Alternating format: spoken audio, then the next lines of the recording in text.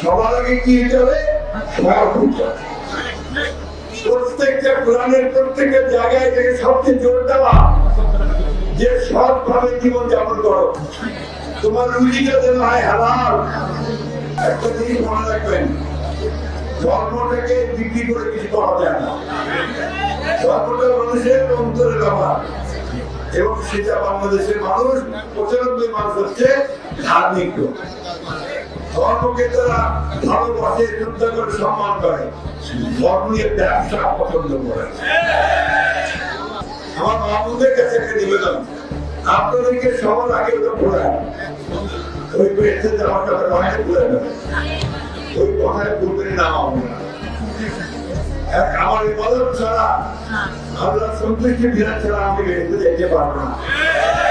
আমাদের সব কাজ করতে হবে, ঠিক না?